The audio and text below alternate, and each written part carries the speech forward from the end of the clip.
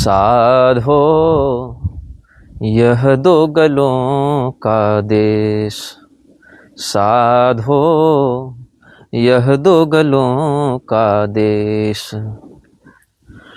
मोदी राहुल ममता लालू, मोदी राहुल ममता लालू, उद्धव या अखिलेश, नेताजी के तलवे चाटन, नेताजी के तलवे चाटन, संतन की भई रेस। साधो यह दो गलों का देश। क्या सुन रहे हैं, गाइए। साधो जय श्रीमन नारायण, हर हर महादेव, नमः जय। मैं हूँ आप सबों का लाडला प्यारा, आँखों का काटा, निंदकाचार्य, जिससे आप अवगत हैं, और आप हमारे सब आंगन कुटी छवाए वाले शुभचिंतक। हमारे द्वारा समय समय पर सामयिक, कुछ लोगों के लिए प्रासंगिक, कुछ के लिए अप्रासंगिक, कुछ के लिए क्रांतिकारी, कुछ के लिए विघटनकारी वक्तव्य निर्गत किए जाते रहे हैं, आप सब जान रहे हैं। अभी कुछ दिन पहले, हमको लगता है पिछले वर्ष की ही बात है, कि पुरानी वाली काशी विद्वत परिषद, जिसमें ब्रजभूषण ओझा इत्यादि हैं, तो उन लोगों ने वेदव्यास जी, वाल्मीकि जी, सूत जी इत्यादि महापुरुषों को, जो ऋषि महर्षि अपने हैं सनातन धर्म के, जो प्रधान आधारभूत जो महापुरुष हैं, उन महापुरुषों के विरुद्ध एक लेटर पर जारी किया कि ये सब ब्राह्मणेतर थे। हमने विरोध किया। सबसे पहला विरोध हमारा ही आया, सौभाग्य था हमारा।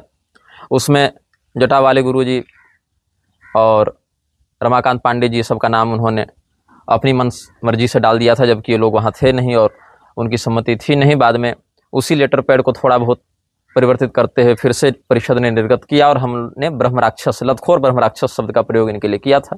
विशेष करके ब्रजभूषण ओझा को बहुत चिढ़ लगी। ब्रजभूषण ओझा नहीं जानते होंगे, और अब जान भी जाएंगे तो कुछ होगा नहीं उससे। बहुत पहले इन्होंने ज्ञानवापी प्रकरण में स्वामी श्री विद्याभास्कर जी के पास कुछ प्रश्न भेजे थे अपने ज्ञानवापी से जो जुड़े शास्त्रीय प्रमाण हैं उनके आलोक में, और स्वामी जी ने फिर हमसे परामर्श किया था, और हमारे पास शैवागमों से संबंधित जो बातें थी वो हमने स्वामी जी के पास भेजी थी, और एक लेख भी लिखा था, एक वक्तव्य भी जारी किया था, जो सब आप शायद पढ़े सुने होंगे। उस लेख को फिर पुष्ट करके हमने अपने सहयोगियों के माध्यम से जो केस लड़ रहे थे वहाँ अदालत में, उन तक पहुँचाया भी था। तो ब्रजभूषण ओझा ये नहीं जानते होंगे कि उस उत्तर के एक बड़े हिस्से को, लगभग 80% हिस्से को हमने लिखा था और सारे प्रमाणों को संग्रहित करके भेजा था। ये मैं इसीलिए बता रहा हूँ कि मैं किसी व्यक्ति का कोई व्यक्तिगत विरोध या समर्थन करने की इच्छा नहीं रखता, न मुझे इसकी आवश्यकता है। लेकिन अगर कोई शास्त्रीय महापुरुषों पर ही आक्षेप कर बैठे, शास्त्र परंपरा के विरुद्ध ही, विशेष करके वह ब्राह्मण हो या धर्माधिकारी हो, महंत हो, जिसके ऊपर धर्म के पालन पोषण या प्रसारण की एक नैतिक जिम्मेदारी होती है, उसके ऊपर गुरु भार होता है, कर्तव्य भार होता है, अगर वह उसका पालन नहीं करता है अथवा अपितु विकृत करता है, तो फिर हमारा वक्तव्य उस व्यक्ति के विरुद्ध होता है, और शास्त्र प्रमाण की हम रक्षा करते हैं। यह हमारा काम भी है और यह हमारा शौक भी है। शौक होता है लोगों को ना बहुत कुछ करने का, हमारा शौक जान लीजिए इसे आप।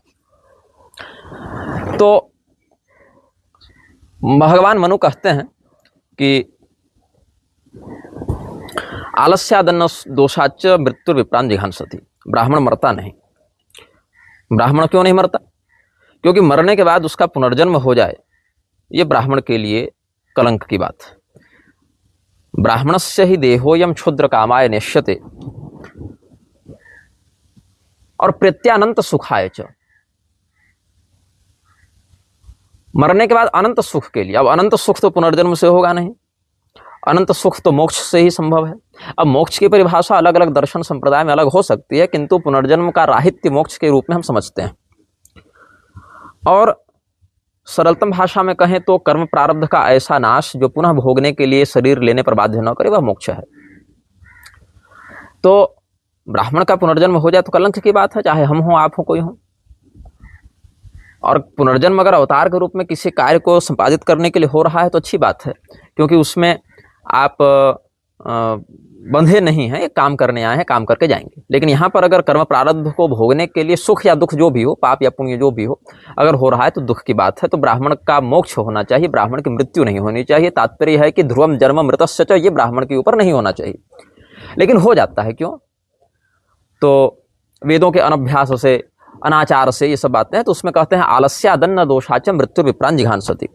मृत्यु ब्राह्मण को कैसे मारती है? भगवान मनु कहते हैं आलस्य हो जाए या अन्न दोष हो जाए तो मृत्यु ब्राह्मण का वध कर डालती है, मतलब उसका पतन हो जाता है। तो ब्राह्मण आलसी हो जाए ये बहुत बड़ा अवगुण है, सब में ये अवगुण है, हम में भी है।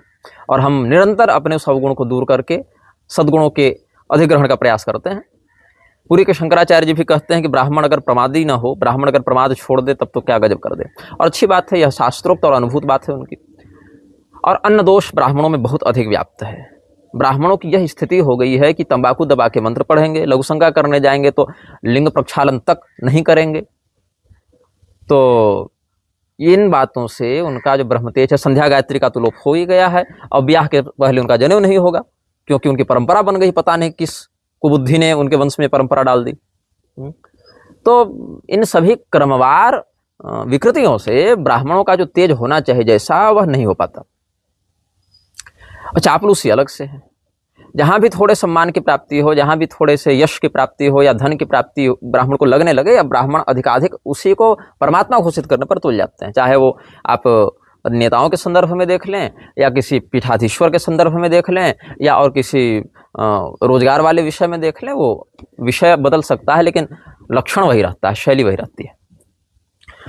तो ब्रजभूषण ओझा के विरुद्ध हमने एक और वक्तव्य निर्गत किया था। स्पष्ट ब्रजभूषण ओझा के विरुद्ध नहीं था, विद्याभास्कर स्वामी जी भी थे और भी मिथिलेश नंदिनी जी भी वहाँ थे, हमको नहीं पता था, नहीं तो उनका भी नाम आ जाता। सोमनाथ पर्व जो मनाया गया था, काशी विश्वनाथ जो वहाँ है आपके BHU वाले, तो उनके आलोक में हमने कहा था कि भाई जो मूर्ति पूजा के प्रधान स्तंभ हैं, ऐसे हमारे देवालय जब विधर्मियों के द्वारा तोड़े गए और फिर तात्कालिक लोगों ने यथासाध्य उनका शोधन किया, उनका उद्धार करने का प्रयास किया, उन मंदिरों का जीर्णोद्धार किया, तो गर्व है, ठीक है, गौरव है, हम प्रेरित होते हैं। लेकिन उसमें आप मूर्ति भंजकों को ही कैसे बुला सकते हैं? आर्य समाज जैसी संस्था जो कि सदैव मूर्ति पूजा का विरोध करती है, उसके लोगों को, यथा रामदेव इत्यादि, उसके लोगों को आप बुला रहे हैं सोमनाथ पर्व में।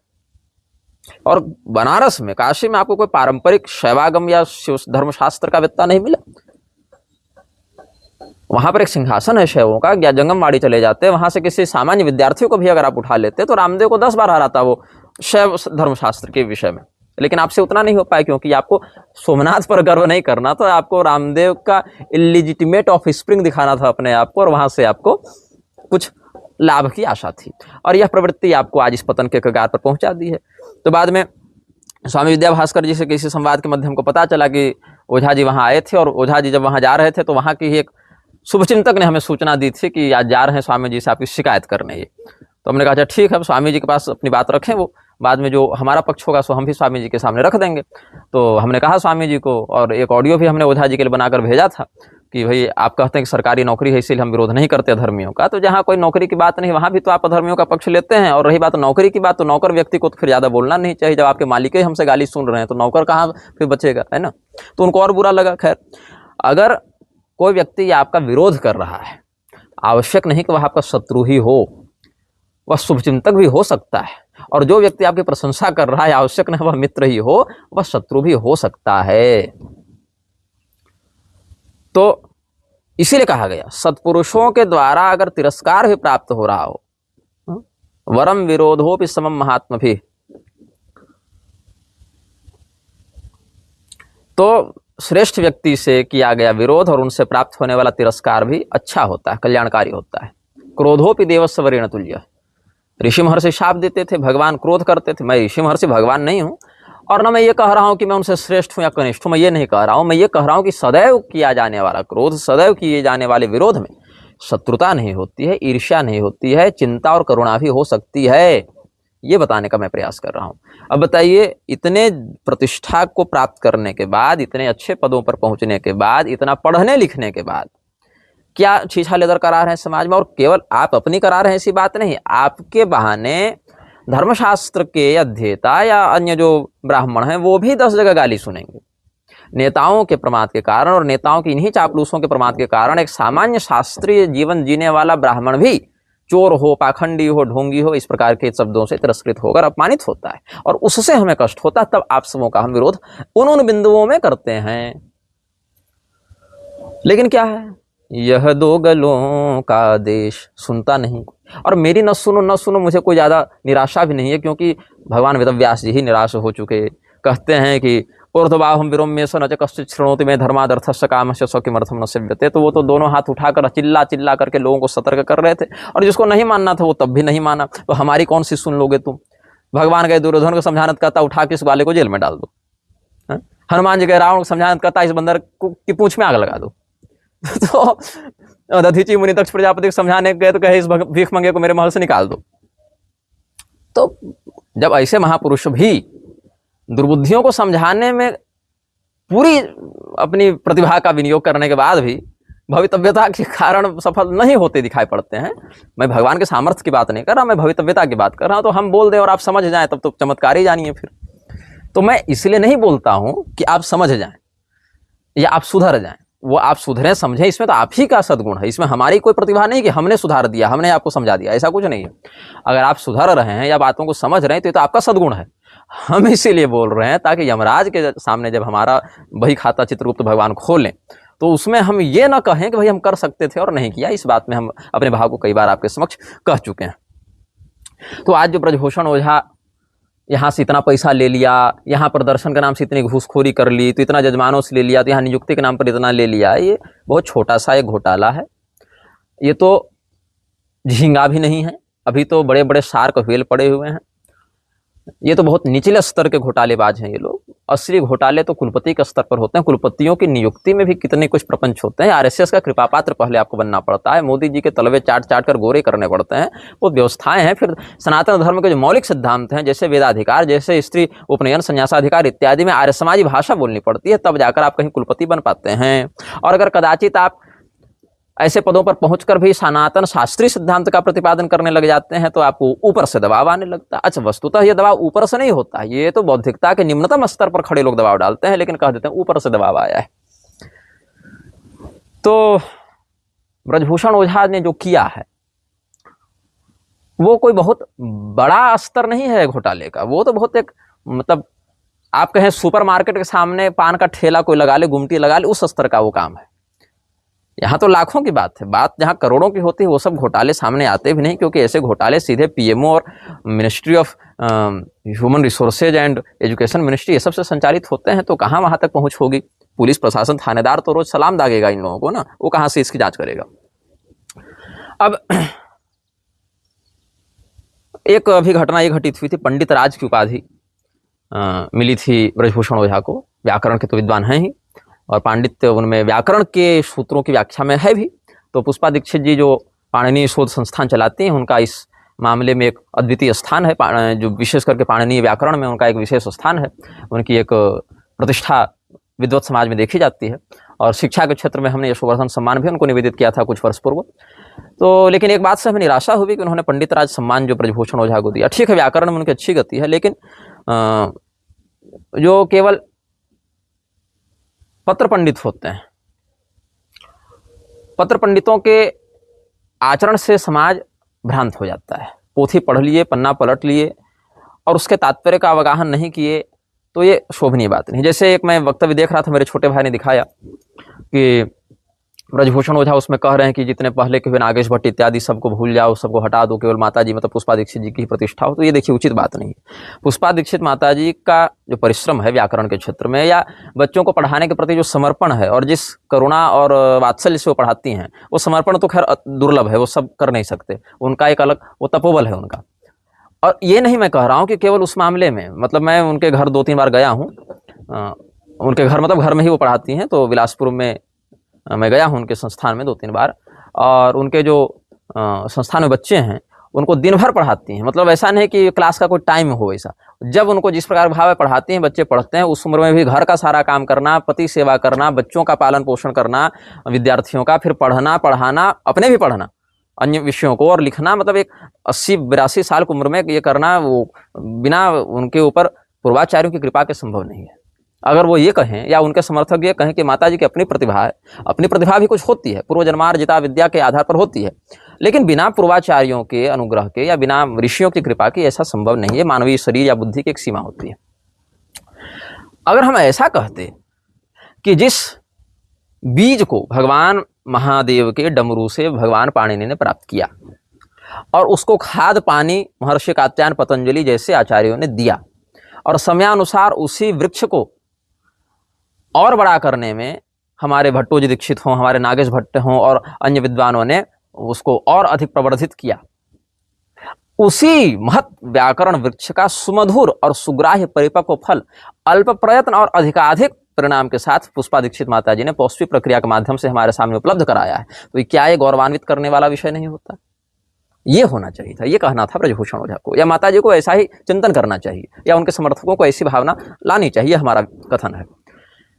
लेकिन ऐसा कहना कि जो हुए सो केवल पाणिनि जी हुए और फिर जो हुई सो माता जी हुई, तो ये विद्या अहंकार है, और ये न उनके व्यक्तित्व के लिए शोभनीय है, न व्याकरण शास्त्र के अध्येताओं में इस प्रकार का भाव उत्पन्न करना श्रद्धा का विषय हो सकता है। हाँ, आपकी प्रक्रिया पूर्वाचार्यों के द्वारा लिखी गई प्रक्रिया से अधिक सरल और अधिक सटीक हो सकती है, ये आपकी प्रतिभा है, इसमें आपका सम्मान है, लेकिन उनका प्रयास या उनका जीवन या उनकी मेधा निरर्थक है, ये उचित नहीं है। जैसे कि कोई पहलवान हो और पहलवान के पूर्वज ही पहलवान रहे, पहलवानों का ही चल रहा हो पूरा का पूरा जो वंश है, या देखिए ऐसा है कि शिष्य गुरु परंपरा भी चल रही है अपनी, पहलवान के गुरु भी तो पहलवान होंगे। अब पहलवान पहलवानी सीखेगा दांव पेच तो संगीतज्ञ से तो सीखेगा नहीं, या संगीतज्ञ पहलवान से तो जाकर राग सीखेगा नहीं, वो तो अपने ही विषय के आचार्य से ग्रहण करेगा। तो अगर चेला गुरु से ज़्यादा पहलवान निकल गया, या पुत्र ही अपने वंश वाले पूर्वजों से ज़्यादा पहलवान निकल गया, तो इससे तो पूर्वजों की कीर्ति बढ़ती है, न कि कीर्ति धूमिल होती है।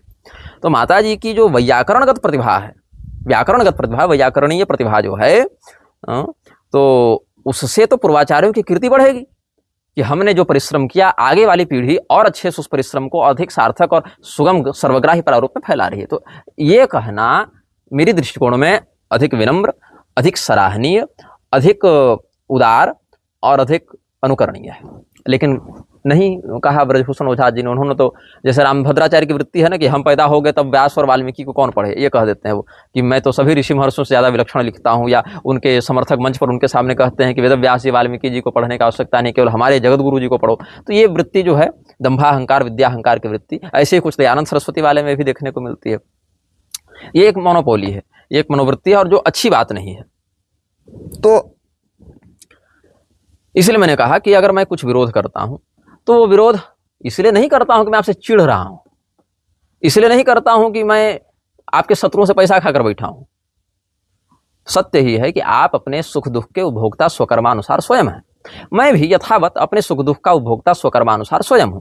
इसमें आप मेरा कुछ बना बिगाड़ नहीं सकते, और मैं भी आपका कुछ बना बिगाड़ नहीं सकता हूं। यदि मैं कुछ बना भी रहा हूं या बिगाड़ भी रहा हूं, या आपसे मुझे फल की प्राप्ति हो रही है, तो इसमें मूल हेतु तो जीव का स्वप्रारब्ध ही होता है। यही विचार ऋषियों ने किया और यही उनकी कृपा से हमें बोध है। आप इससे सहमत असहमत हो सकते हैं, लेकिन यमराज के यहाँ जो है, जब आप चिंतन करेंगे तो आप इसी सिद्धांत को समझेंगे उनके स्तर पर। बाकी महिमा मंडन करने की बात रही तो कोई किसी को कुछ भी कह दे। नरेंद्र मोदी का मंदिर बन रहा है पटना में, हिजड़े बनवा रहे हैं, तो उस पर एक कोई लड़का बड़ा खुश होकर बोल रहा था। मतलब मैं गुस्सा भी नहीं हो पा रहा हूँ उस वीडियो को देखकर। मैंने अस्थायी रूप से वो पोस्ट किया था। मैं बहुत सारी पोस्ट टेम्परेरी टीपी लिखकर करता हूँ, टेम्परेरी पोस्ट या अस्थायी पोस्ट, और बाद में उसको 1-2 दिन में हटा देता हूँ। तात्पर्य ये हटाने का, जैसे मैं कुछ पोस्ट किया फिर मैंने हटा दिया, तो वो इसलिए हटाता हूँ क्योंकि मुझे उसकी आवश्यकता नहीं होती, इसलिए मैं अस्थायी पोस्ट या टीपी लिखकर हटा देता हूँ।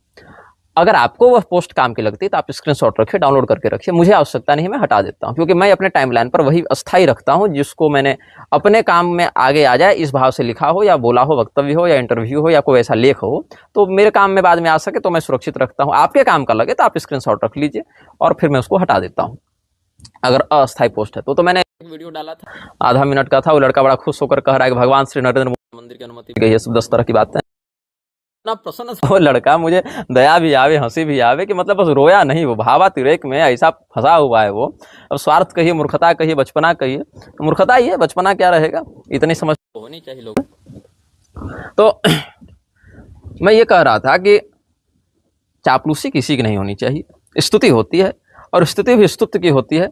भगवान की स्तुति करो, भगवत भक्तों की स्तुति करो, और अन्य जिन विषयों में जिन जो लोगों ने जो अच्छा काम किया उनकी भी स्तुति होनी चाहिए, लेकिन अतिशयोक्ति नहीं होनी चाहिए। अतिशयोक्ति बहुत घातक है। अब जैसे देखिए, अतिशयोक्ति के चक्कर में हमारे गुरुजी परम धर्माधीश हैं, हमारे गुरुजी परम क्या कहते हैं, परमाराध्य हैं, ये सब बातें बोल देते हैं।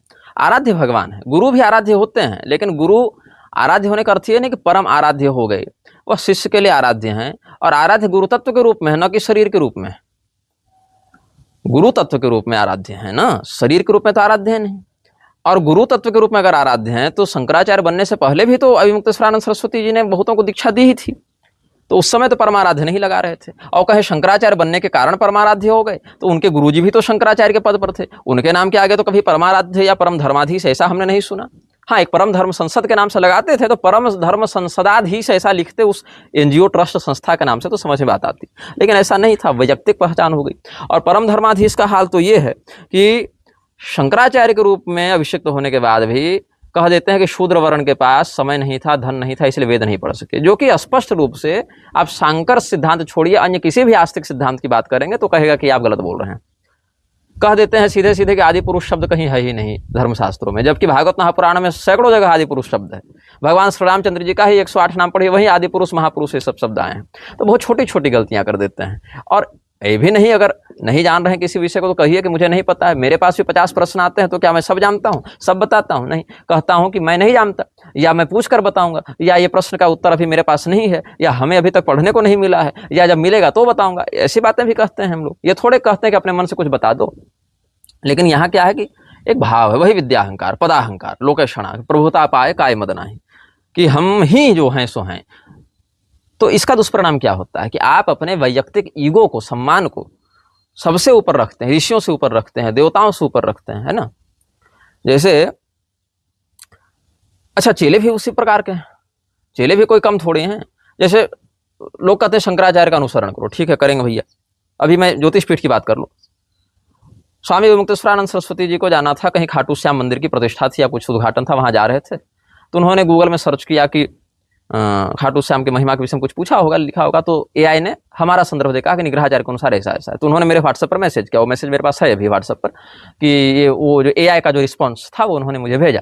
मैंने पढ़ा तो मैंने स्वामी जी कहा कि हाँ स्वामी जी, ये जो मेरा वीडियो है उसके आधार पर समराइज करके बता रहा है, मैं पूरा वक्तव्य आपको भेज देता हूँ, आप सुन लीजिएगा।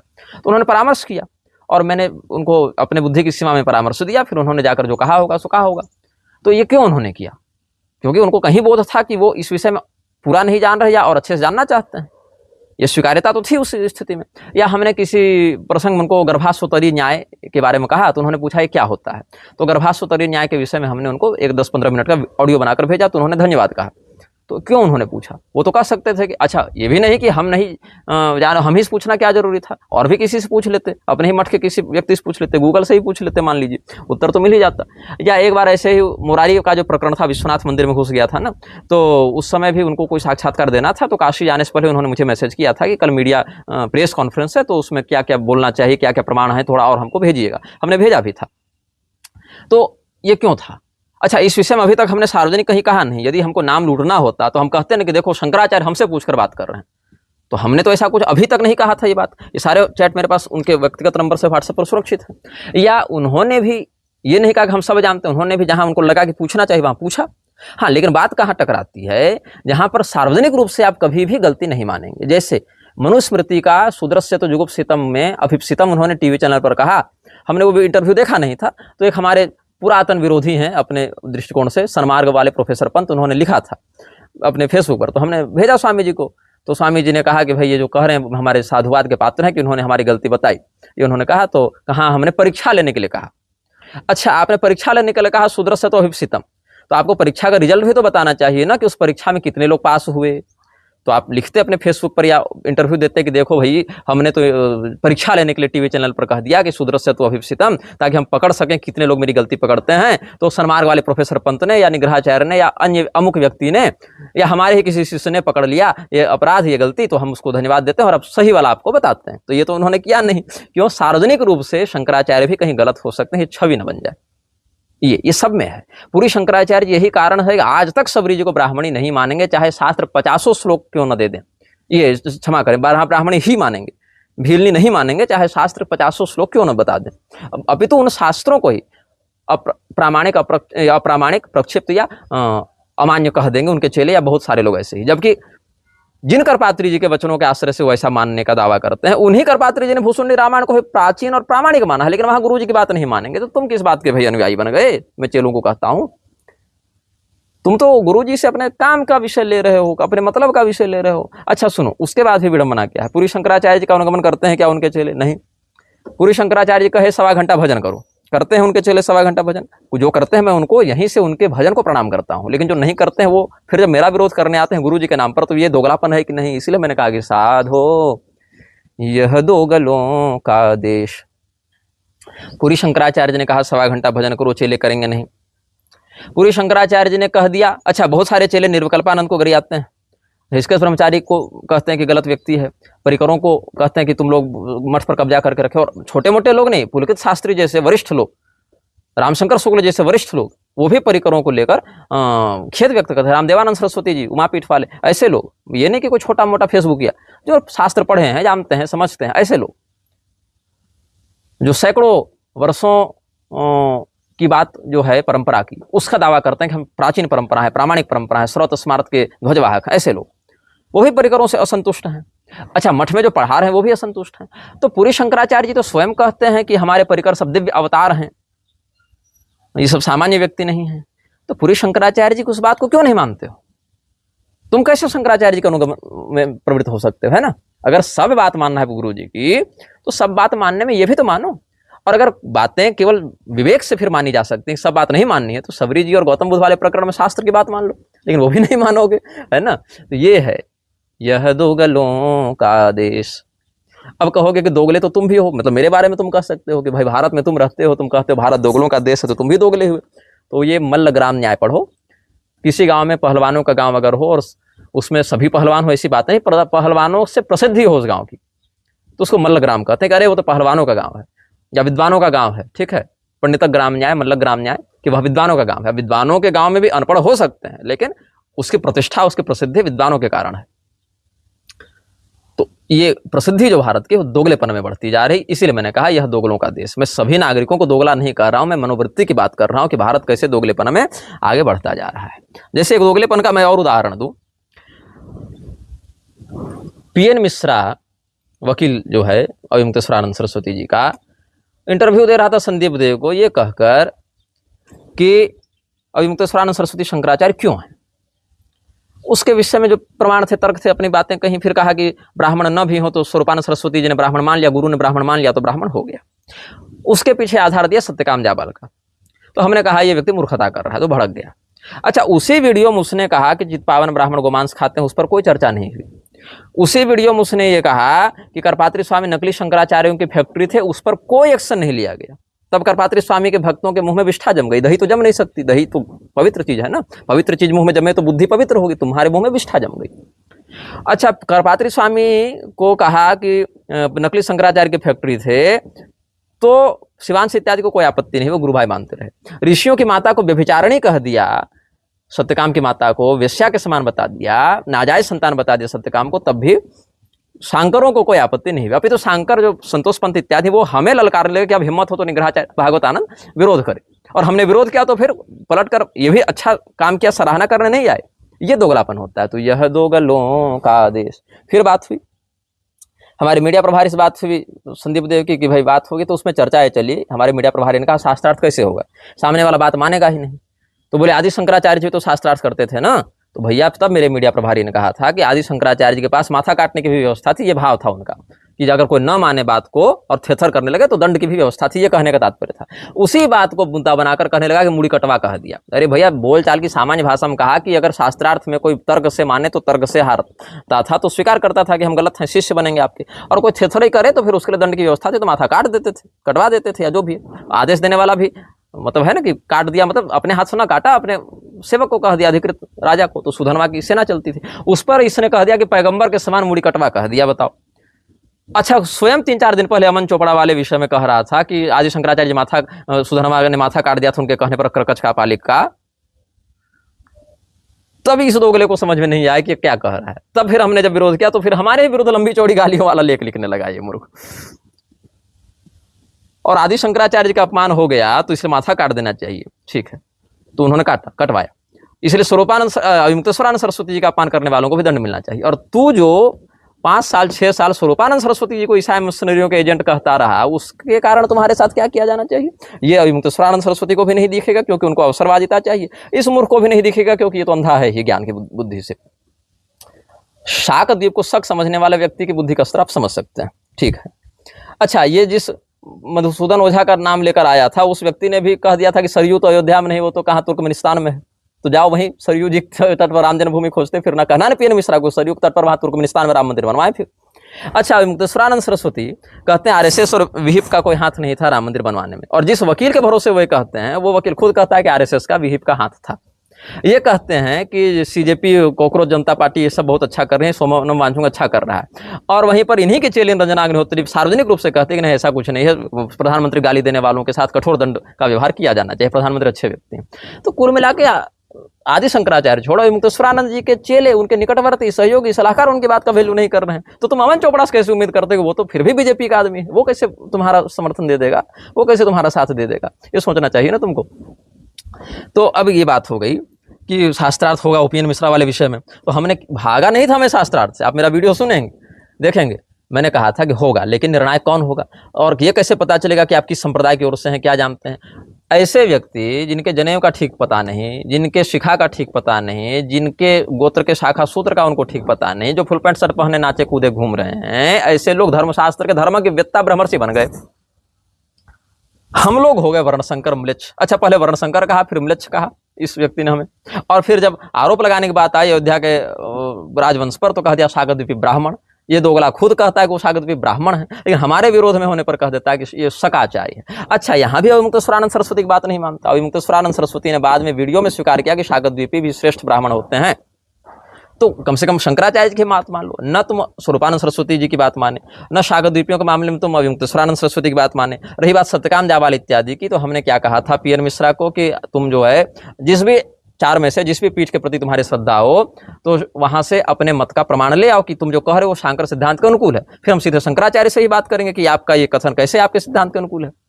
तो इसने कह दिया कि हमें शंकराचार्य की आवश्यकता नहीं है, हम अपने में परिपूर्ण हैं। और जब अविमुक्तेश्वरानंद सरस्वती के मंच पर शास्त्रार्थ की बात हुई, हमने स्वामी जी को मैसेज भेजा, उन्होंने उत्तर दिया कि ये लोग मुझे फंसाना चाहते हैं, उन्होंने स्वीकृति नहीं दी थी शास्त्रार्थ की। तो हम कहां से माथा में जाकर बैठ जाकर यही शास्त्रार्थ करेंगे? न तो पीएन मिश्रा ने किसी शंकराचार्य का समर्थन इस सिद्धांत में अपना पक्ष में दिखाया, न अविमुक्तेश्वरानंद सरस्वती ने अपने मंच पर शास्त्रार्थ की अनुमति दी। तो भागे ये लोग कि भागे हम तो नहीं भागे। अच्छा, उसके बाद भी हम नहीं रुके, हमने कहा कि ठीक है चलो, अविमुक्तेश्वरानंद सरस्वती की पक्षपातपूर्ण नीति तुम्हारे पक्ष में थी, तो उधर हम बात किए नहीं। पूरी पीठ वालों से मेरा संपर्क उतना था नहीं, तो हमने किया नहीं। दक्षिण वालों को मतलब नहीं रहता, बचे द्वारिका वाले, तो हमने द्वारका वालों को मैसेज भेजा, चूंकि पत्र लिखा, चूंकि द्वारका वालों का पीएन मिश्र से भी संबंध है, समान गुरु के चेले हैं ना। द्वारका शंकराचार्य ने हमारे पक्ष में पत्र जारी किया, उन्होंने हमें लेटर जो लिखा हमने सार्वजनिक किया कि सत्यकाम जावाल इत्यादि में हमारा पक्ष सही है। तो शास्त्रार्थ पे तो हम जीत गए ना बिना शास्त्रार्थ के, क्योंकि तुम चारों में से किसी शंकराचार्य का पक्ष अपनी समर्थन में नहीं दिखा सके। हमने सारे प्रमाण भी दिए और एक शंकर पीठ से अपना समर्थन भी दिखाया, और समर्थन ऐसे नहीं, पूर्वाचार्यों के प्रमाण के आधार पर ही दिखाया, शंकर भाष्यादि के आधार पर दिखाया, तुमको गलत साबित किया। लेकिन ये मूर्ख हमको भागतानंद कहता है कि भाग गया। और अविमुक्तेश्वरानंद सरस्वती ने सागरद्वीपियों को ब्राह्मण माना, लेकिन ये कहेगा कि ये ब्राह्मण नहीं शकाचार्य है, ठीक है। अच्छा, फिर अंजलि शुक्ला को खड़ा किया हमारे विरुद्ध, संदीप देव ने अंजलि शुक्ला को हमारे विरुद्ध खड़ा किया, और अंजलि शुक्ला को सागरद्वीपियों को शक म्लेच्छ बोलने के क्षेत्र में विक्रमादित्य सकारी सम्मान दिलवाया अविमुक्तेश्वरानंद सरस्वती से, और फिर रोज गाली सुनवा रहा है आज तक अविमुक्तेश्वरानंद सरस्वती को, लेकिन उनको ये नहीं दिखेगा, उनकी दूरदर्शिता अभी नष्ट हो गई है। तो अविमुक्तेश्वरानंद सरस्वती ने राम मंदिर के विषय में आरएसएस का विरोध किया, पीएन मिश्रा ने समर्थन कर दिया। उन्होंने कांग्रेस CJP का समर्थन किया, रंजना अग्निहोत्री ने विरोध कर दिया। उन्होंने कहा युक्तेश्वरानंद सरस्वती शागद्वीपी ब्राह्मण होते हैं, संदीप देव आज तक शकाचार्य कहता है हमको।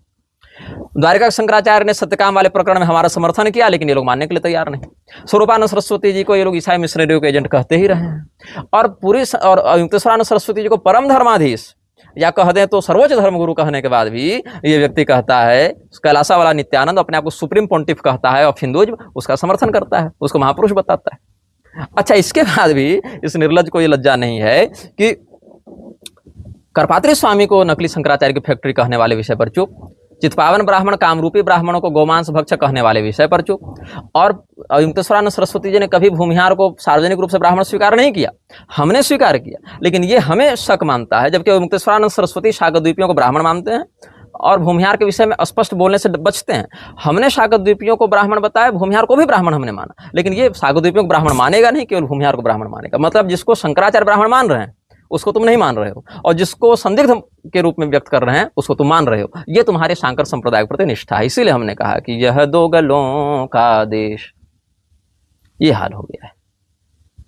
हमने भूमिहारों के विरोध कभी कुछ नहीं कहा, और वो विषय शाकद्वीपी ब्राह्मणों का था भी नहीं, लेकिन विषय को ऐसा घुमाया गया कि समाज इनके व्यायामों में फंस जाए। ये इसीलिए इनका सिद्धांत बल कहीं काम नहीं आता।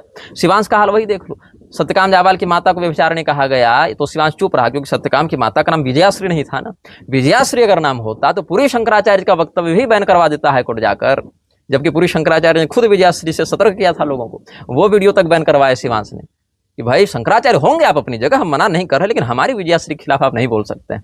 भगवान करे होते कि ये होते कि सत्यकाम की माता का नाम विजयाश्री होता, तभी तक तो PN मिश्रा को पोस्टमार्टम कर देता शिवांश। पहलवान आदमी है, जिम वाला बंदा है ना, ऐसा मुझे विश्वास है। लेकिन क्या कहें, सत्यकाम का दुर्भाग्य कि वो ऋषि तो बन गए लेकिन विजयाश्री के पुत्र नहीं बन सके, नहीं तो अभी तक उनकी इज्जत तो ये बचा ही चुके होते।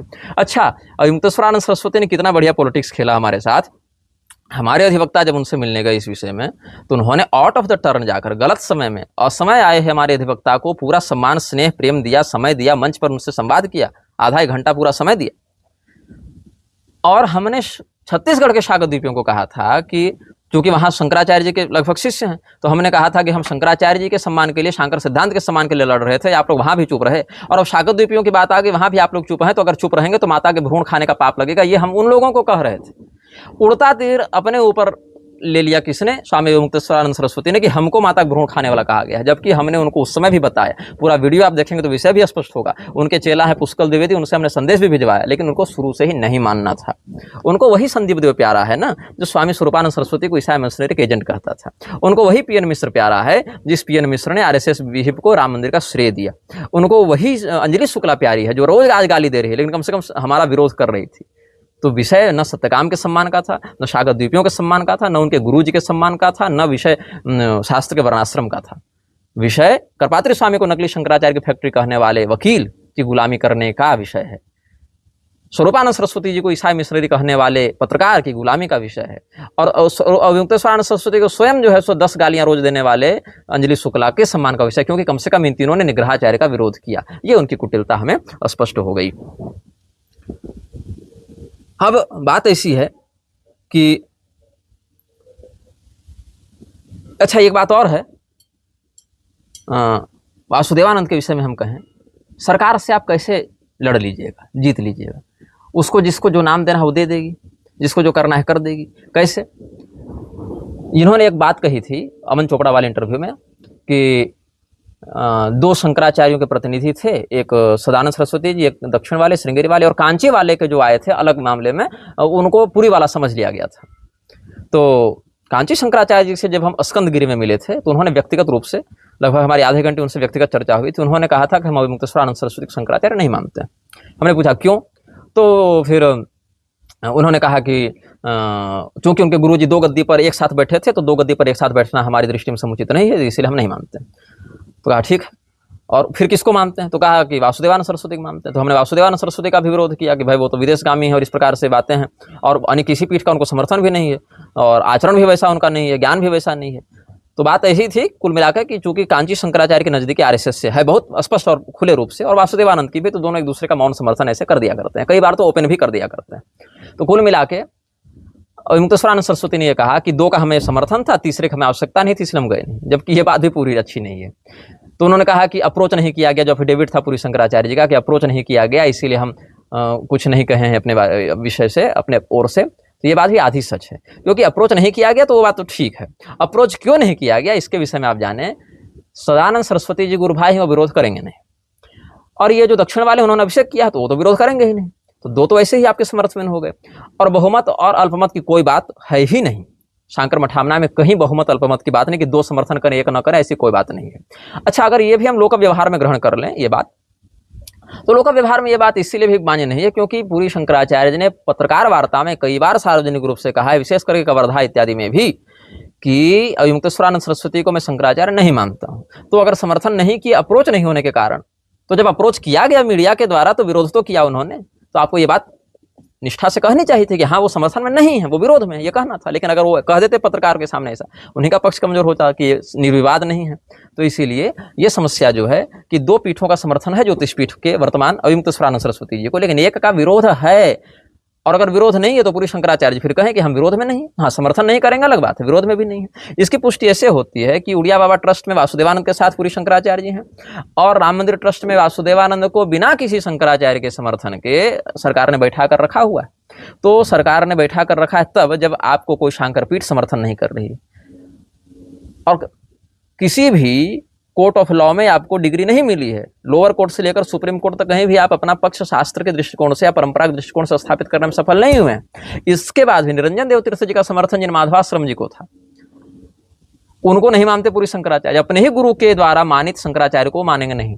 स्वरूपानंद सरस्वती जी का विरोध किया उन्होंने कि 2 पीठ पर एक साथ बैठे, लेकिन समर्थन दोनों पीठों से उन्होंने ले लिया। और उसके बाद फिर ज्योतिष पीठ पर अविमुक्तेश्वरानंद सरस्वती को नहीं मानेंगे और वासुदेवानंद के समर्थन या विरोध में थोड़ा सा सौम्य हो जाएंगे। तो ये सब बातें अच्छी नहीं। स्वरूपानंद सरस्वती जी भारत माता की जय बोलते रहे, भारत माता की पूजा करते रहे, फोटो में भी आप देख सकते हैं। अविमुक्तेश्वरानंद सरस्वती भी कई अवसरों पर ऐसा कह चुके हैं, लेकिन अब मीडिया में कह दिया कि भारत माता नाम की कोई देवी शास्त्र में नहीं है। अच्छा, ये बात तो सही है कि भारत माता नाम की कोई देवी शास्त्र में नहीं है।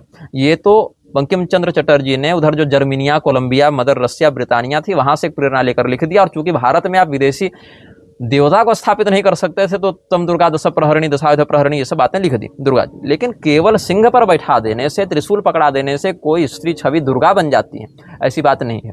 मैं बताऊं, एक बहुत बड़ा प्रकाशन है मुंबई का, खेमराज श्री कृष्ण दास, बहुत से ग्रंथ उसने प्रकाशित किए हैं। तो उसी के बैनर तले एक पत्र चलता था, समाचार पत्र वेंकटेश्वर समाचार उस समय चलता था। उसके संपादक थे लज्जाराम शर्मा। तो लज्जाराम शर्मा ने अंग्रेजों की जो चापलूसी की, देखो बनाता भी ब्राह्मण ही है, बिगाड़ता भी ब्राह्मण ही है। अच्छी अच्छी क्रांतियां भी ब्राह्मण लेकर आए हैं और अच्छी अच्छी क्रांतियों को रसातल भी ब्राह्मणों ने ही भेजा है। तो हुआ ऐसा, लज्जाराम शर्मा ने विक्टोरिया की चापलूसी में लिखा विक्टोरिया सप्तक, और वहां विक्टोरिया का फोटो कैसा दिखाया है, सिंह पर बैठा दिया, त्रिशूल पकड़ा दिया और लिख दिया कि तू जगदम्बा भारतेश्वरी। विक्टोरिया को भगवती दुर्गा का अवतार बताया और कहा कि यहाँ के राजा बड़े शोषक थे और प्रजा हाहाकार कर रही थी, हे जगदम्बिका, हे दुर्गे, तुम इस भारत भूमि पर शासन करने के लिए भारतेश्वरी के रूप में विक्टोरिया बनकर प्रकट हुई हो। इस विषय में म्लेच्छराज सीरीज में अच्छे से बताऊंगा। तो तुम्हारे आने से अब लोगों सनात हुए, मतलब उनको तुमने माता पिता का प्रेम दिया, तुम्हारे आने से नीति और धर्म का राज स्थापित हुआ। ये लज्जाराम शर्मा निर्लज्ज ने चापलूसी की है। तो भारत माता नाम की कोई देवी शास्त्र में नहीं है, ये बात सच है। हाँ, मातृभूमि की, राष्ट्रभूमि की, जन्मभूमि की पूजा करनी चाहिए। पृथ्वी देवी के अनेक मंत्र हैं, स्तोत्र हैं, यज्ञ शुक्र जाए तुम जयम देहि जयावह, ये सब मंत्र है ना, भगवान नारायण के द्वारा बताए गए देवी भागवत में आपको मिलेंगे ये सब स्तोत्र पृथ्वी देवी से। उनसे पृथ्वी देवी की पूजा मातृभूमि के रूप में की जानी चाहिए और की जाती है। बल्कि हम तो कहते हैं हर पूजा में बैठने के बाद, आचमन पवित्रीकरण के बाद जब हम आसन शुद्धिकरण करते हैं तो पृथ्वीत्वया धृता लोका देवित्वम विष्णुना धृता तम चधारय माम नित्यम या माम देवी पवित्रम कुरुचासनम। वहाँ हम भूमि का पूजन करके तब आगे काम करते हैं। आज भी कोई भी हम घर बनाए, महल बनाए, झोपड़ी बनाए, दुकान बनाए, मंदिर बनाए, भूमि पूजन करते हैं। तो भूमि पूजन भारत माता के नाम से नहीं करते हैं ना, पृथ्वी देवी के नाम से करते हैं। और राष्ट्रभूमि की आराधना उचित है, ठीक है, लेकिन शास्त्रोक्त पद्धति से करोगे कि ये कह दोगे कि 50 साल के लिए सब देवी देवता को भूल जाओ और भारत माता की पूजा करो। उनका विनाश करते हुए तुम एक नए देवता के रूप में किसी विग्रह को स्थापित करोगे जिनका स्तोत्र मंत्र, ध्यान, परंपरा, इतिहास कुछ उपलब्ध नहीं। यहाँ विरोध है। यहाँ भारत माता के प्रति सम्मान या भारत भूमि के प्रति कृतज्ञता का विरोध नहीं है। यहाँ पर एक नया, जैसे नरेंद्र मोदी का मंदिर बना दिया, वैसे भारत माता का सत्यमित्रानंद ने बना दिया, नया शक्तिपीठ ये बना रहे हैं भारत माता नागपुर वाले। तो ये सब जो है ये अधर्म है, ये धर्माभास है, धर्म के रूप में आने वाला ये अधर्म है, ये हमारे विरोध का कारण है। लेकिन अविमुक्तेश्वरानंद सरस्वती ने कह दिया कि भारत माता कुछ नहीं, उनके गुरुजी खुद पूजा करते थे, तो इस पर स्पष्टीकरण देना चाहिए। अविमुक्तेश्वरानंद सरस्वती ने कहा सागर देवी ब्राह्मण होते हैं, ये कह दिया संदीप देव शकाचार्य हैं, तो वहां भी स्पष्टीकरण होना चाहिए। लेकिन अविमुक्तेश्वरानंद सरस्वती ने पीएन मिश्र का विरोध किया, जो करपात्री स्वामी को नकली शंकराचार्य की फैक्ट्री कहे, न उन्होंने विरोध किया संदीप देव का, जिसने खुलेआम स्वरूपानंद सरस्वती जी को ईसाई मिशनरी कहा, न उन्होंने कहा अंजलि शुक्ला के विरोध में कुछ, न सम्मान वापस लिया। संदीप देव सम्मान वापस ले रहा है, जबकि संदीप देव ने सम्मान दिया नहीं, देने वाला ने वापस लेगा। जी तुम तो ऑर्गेनाइजर थे, ऑर्गेनाइजर कैसे वापस ले रहा है सम्मान, देने वाला लेगा वापस। अच्छा चलो खैर, अब बात ये आते हैं अखिलेश यादव की। कह दें अविमुक्तेश्वरानंद सरस्वती की पहले चाहे जो किया हो, अब तो हमारी शरण में है। अखिलेश यादव ने, आप तो आदित्यनाथ से कह दिया कि हिंदू होने का प्रमाण दो, आप कैसे हिंदू हो, हमें जनता को बताओ। अरे भैया, अखिलेश यादव ने लाठी मरवाई साधुओं को, जो आपके छत्र छाया में बैनर तले गए थे आंदोलन करने, आपने अखिलेश को क्षमा कर दिया। किस आधार पर? तो इंटरव्यू के माध्यम से पता चला कि अखिलेश यादव इनके पास गया, तो इन्होंने कहा गुरु जी से बात करो, फिर स्वरूपानंद सरस्वती जी ने क्षमा कर दिया, तो इन्होंने भी कर दिया। अच्छी बात, वेल एंड गुड, साधु क्षमाशील होते हैं, कर दिया। लेकिन क्या कभी अखिलेश यादव ने सार्वजनिक रूप से इस बात के लिए क्षमा मांगी? लाठी अन्य साधुओं के ऊपर पड़ी थी, क्या उनसे क्षमा मांगी? अब सबको खोज खोज कर तो नहीं मांग सकते क्षमा, क्योंकि पता ही नहीं कौन कौन आए थे, सबको खोजना ट्रेस करना संभव नहीं। पब्लिक एपोलॉजी वो दे सकते थे कि नहीं? वो व्यक्ति चाहता तो कहता कि चलो हमने जो किया वो गलत था, हमको खेद है, हम क्षमा चाहते हैं। नहीं किया इसे, क्योंकि वो पॉलिटिशियन है, वो पॉलिटिशियन है, वो आपका यूज कर रहा है और आपको भी पता है, और आप भी उसका यूज कर रहे हैं। और इसमें सबसे अधिक मूर्ख कौन बन रहा है? हिंदू। तो जैसे मोह में फंसे हैं राजेंद्र दास भाजपा के, वैसे आप फंसे हैं अखिलेश के, है ना। हाँ, अखिलेश के विरुद्ध आपने बयान दिए, मैं मानता हूँ। राहुल गांधी के विरुद्ध भी आपने बयान दिए, मैं मानता हूँ। अलग अलग समय पर अलग अलग आपने बयान दिए हैं और आंदोलन भी किए हैं, चाहे गंगा के लिए आपने किया हो, चाहे गाय के लिए आपने किया हो, चाहे मंदिर के लिए आपने किया हो, ये बात सच है। अध्ययन और ज्ञान में आप पुष्ट नहीं है, ये सत्य है, किंतु लड़ने भिड़ने में सबसे अधिक आप ही का चेहरा देखने को मिलता है, ये भी सत्य है। किंतु कर्मफल से आप भी परे नहीं हैं, अतीत नहीं हैं। क्रोनोलॉजी आप समझिए। इसी प्रयागराज की भूमि में, अभी तो मैं प्रयाग में नहीं, अभी तो कामाख्या में हूँ, प्रयागराज की भूमि में भगवती राधिका का अपमान करने वाले का आपने विरोध नहीं किया। संतोष भदौरिया जो करौली सरकार के नाम से चल रहा है, उसका आपने विरोध नहीं किया, उसका सम्मान किया, उसकी प्रशंसा की। तो आप देवताओं का विरोध करने पर कैसे उनके सम्मान के लिए लड़ सकते हैं? आप तो अपने मंच से देवताओं के निंदक को आप फूलमाला पहना रहे थे, और उसी प्रयागराज की भूमि पर फिर आपका भी अपमान हुआ। आपने देवताओं का अपमान किया, देवताओं ने आपका अपमान करवा दिया। और कैसा अपमान हुआ? तो पीएन मिश्र ने ऋषियों की माता को व्यभिचारिणी कहा, आपको ब्राह्मण सिद्ध करने के लिए, तो व्यभिचार का ही कलंक आपके ऊपर भी लगा, है ना कर्मफल। संदीप देव ने हमारे विरुद्ध सभा का आयोजन करवाया, ऑर्गेनाइज करवाया, उसके पिताजी गुजर गए, पिताजी की आत्मा को भगवान शांति दें, लेकिन फिर भी उसकी बुद्धि नहीं सुधरी। तो अंजलि शुक्ला को सम्मान देने के लिए बुलाया अविमुक्तेश्वरानंद सरस्वती को, तो अविमुक्तेश्वरानंद सरस्वती को अंजलि शुक्ला आज भी रोज गाली दे रही है। ये कर्मफल होता है, ठीक है। इधर देखो, तुम्हारे ब्रजभूषण ओझा जी 3 महीना पहले हमको धमकी दे रहे थे, आज बनारस में ऐसी छीछाछ लेदर हो रही है। उन्होंने कहा था बनारस में दिख जाओ तब बताएंगे, आज तो बनारस आपको ही देख रहा है कि आप कितने बढ़िया दिख रहे हैं। रामभद्राचार्य ने हमको धमकी दी थी, उनके उत्तराधिकारी ने, कि जिस दवा से मानोगे उसी से हम बताएंगे। दान की धमकियां आ रही थी हमको रामभद्राचार्य की ओर से। आज रामभद्राचार्य का हाल है कि सुतोष और जय भिड़े हुए हैं कि गुरु जी को हम नहीं मारेंगे, तुम मारोगे, तुम कह रहे हैं अरे चेले हत्या कर सकते हैं। ये बात है, अगर हमने कुछ गलत किया है तो हम उसका फल भोगेंगे। नाभुक्तं क्षीयते कर्म कल्प कोटि तरपि। आपके शंकराचार्य के पद पर अभिषिक्त हो जाने से आप उस प्राकृतिक शास्त्रोक्त अनुसार से परे नहीं जाते हैं। इस बात को आपको समझना पड़ेगा, इस बात को समझना पड़ेगा कि आपका वचन अकाट्य नहीं होता है। इस बात को समझना पड़ेगा कि आपको हर विषय का ज्ञान नहीं है, आप आदि शंकराचार्य नहीं है। हाँ, अहमेवेत विज्ञेय जो कहा गया है वो सम्मान की दृष्टि से कहा गया है, और सम्मान भी तब जब परिव्राडुक्त लक्षण पर चर्चा करेंगे। यहाँ परिव्राडुक्त लक्षण पर चर्चा नहीं है, और आपको चाहिए अहमेवेत विज्ञेय का सम्मान। तो सम्मान आप अपने और अपने अनुयायियों के बीच में कल्पित कीजिए, पूरा संसार तो कर नहीं सकता। यहाँ तक कि आप देखिए, ज्योतिष पीठ को, पूरी पीठ का समर्थन नहीं है। श्रृंगेरी के समर्थन से पूरी शंकराचार्य के पद पर बैठे हैं और श्रृंगेरी को गोहत्याई बताते हैं। ये कहते हैं योगी मोदी को जेल में डाल दो, श्रृंगेरी वाले कहते हैं योगी मोदी के राज में धर्म अभ्युदय को प्राप्त हुआ। बहुत सी बातें हैं, कहीं मत के देखने को नहीं मिलता। और ये बात आप जान लें, अभी इन लोगों ने क्या किया, हमारे दुष्प्रचार में इंस्टाग्राम पर एक पोस्टर बनाया, क्या कह दिया, एक और मेरा फोटो लगाया, नीचे लिखा श्री भागवतानंद गुरु, और दूसरी ओर आदि शंकराचार्य जी का फोटो लगा दिया, जगत गुरु आदि शंकराचार्य जी। हमारे माथे के ऊपर अमृत वचन जो मेरी पुस्तक है उसका फोटो लगा दिया, और उधर लगा दिया ब्रह्मसूत्र का, शांकर भाष्य का, और नीचे लिख दिया वो बीच में कि अव्यक्ताद्वैत भरसेज शांकर वेदांत, इस प्रकार से कुछ भाव लिख दिया। दिखाने का प्रयास ये किया गया कि भागवतानंद गुरु का विरोध है आदि शंकराचार्य जी से। अब अमृत वचन पुस्तक हमने आदि शंकराचार्य के विरोध में तो लिखी नहीं, अभी तो 50 बार उसमें आदि शंकराचार्य का समर्थन, उनका संदर्भ दिया गया है।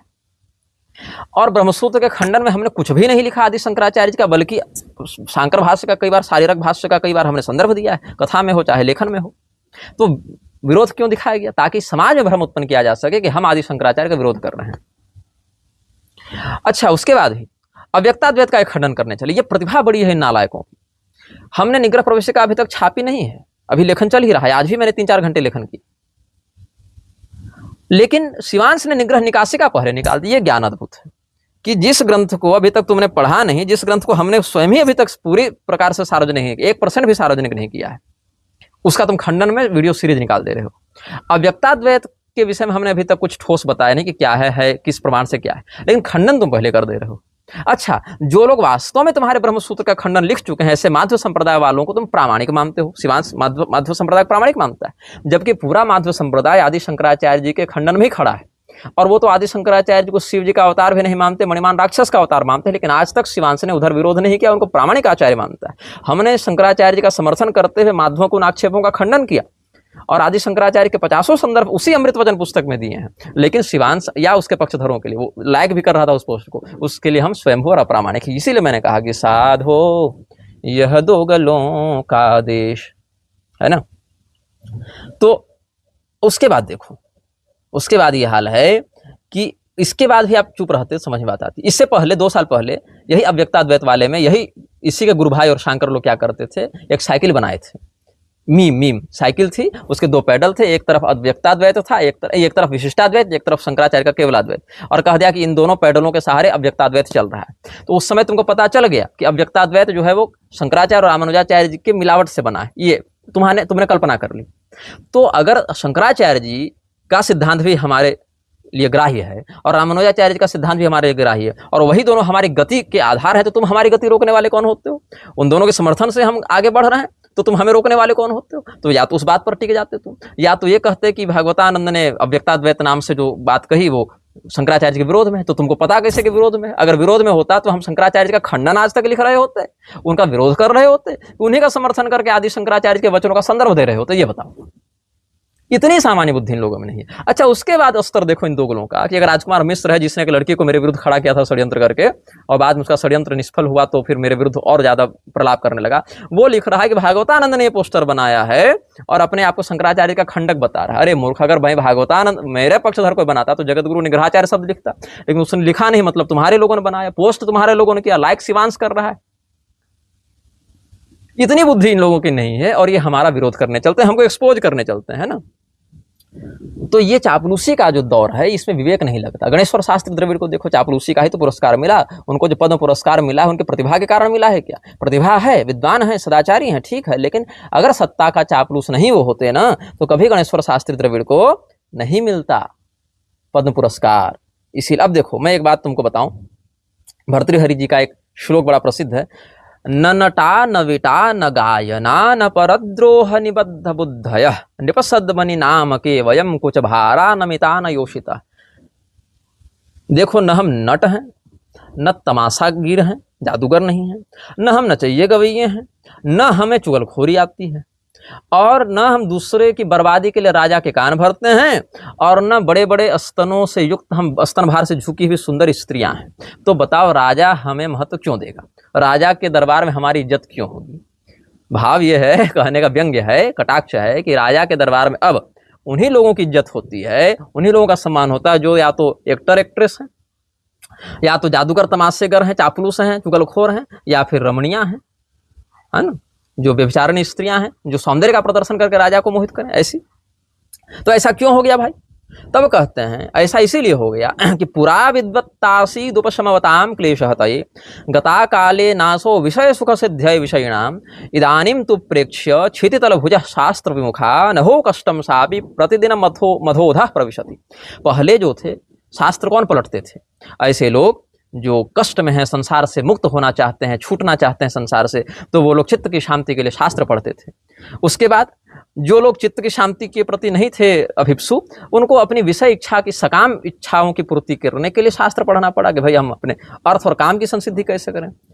तो राजा दोनों, मतलब जब तक राज्य काज में रहे तब तक तो अपने अर्थ काम की पूर्ति के लिए, और फिर वानप्रस्थी हो गए, जंगल चले गए तपस्या करने के लिए, तो मोक्ष के लिए शास्त्र पढ़ते थे। अब दोनों ही कारणों से शास्त्र पढ़ना सुनना बंद कर दिए राजा लोग, इसीलिए विद्या रसातल जाने लगी और चापलूस बढ़ने लगी। ये कहने का भाव था। तो इसीलिए हमने कहा कि गणेश्वर शास्त्री द्रविड़ जी की प्रतिभा के कारण मोदी ने सम्मान नहीं दिया, अपितु जो दबाव उन पर था कि इतने ही समय में मुहूर्त दो और इसी समय होना चाहिए, ताकि एक शास्त्र के ब्राह्मण का नाम बेचा जा सके नेताओं के द्वारा, इसके लिए उन्होंने दबे चुपे स्वीकार भी किया, लेकिन खुलकर बोल नहीं सके। तो ये जो उनकी गुलामी थी, वफादारी का जो इनाम मिला उनको। और दोगले देखो, मलुक पीठाधीश्वर जैसे लोग जो बड़े वैष्णव शिरोमणि माने जाते हैं, गणेश्वर शास्त्री जी ने कह दिया था कि 2 साल तक कोई मुहूर्त नहीं, इसलिए यही करना पड़ेगा। ये नहीं कहा इलेक्शन नहीं 2 साल तक, सेंटर वाला। वही 2 महीना नहीं बीता ठीक से, 1 महीना नहीं बीता ठीक से, इंदौर जाकर मलुक पीठाधीश्वर श्री राम मंदिर की प्रतिष्ठा करवाने लगे। तो भैया जब मुहूर्त नहीं था तो प्रतिष्ठा क्यों करवाई, और प्रतिष्ठा का मुहूर्त था तो यहाँ पर अशुभ का विरोध क्यों नहीं किया? क्योंकि आप भी थोड़े कम गुलाम थोड़ी हैं, आप भी तो उच्चस्तरीय गुलाम है ना। इसीलिए हमने कहा कि साधो यह दोगलों का देश।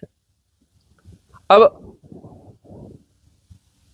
यह देश ऐसी स्थिति में पहुंच गया है कि अच्छी बात कड़वी लगती है, चापलूसी वाली बात हितकारिणी लगती है। अभी तमिलनाडु में आप देखिए, वहां की सरकार जो अधिनियम लेकर आई है, जोसेफ ईसाई जो है, विजय जोसेफ क्या कहते हैं वो लोग, थलापति, और मद्रास हाईकोर्ट का क्लैशिंग जो वहां से हुआ है कि कोई भी व्यक्ति मुसलमान में कन्वर्ट हो जाए और फिर इच्छा अनुसार कोई भी जाति चुन ले तो एसटी एससी ओबीसी या जो भी वहां एक होगा ओबीसी शायद, उसका आरक्षण उसको मिल जाएगा। कितना बड़ा षड्यंत्र चल रहा है। हिंदुओं को कितना रोज जिसको जलील करना कहा जाए, रोज जिसको पददलित मान मर्दन करना कहा जाए, ये हाल पहुंच गया है देश का।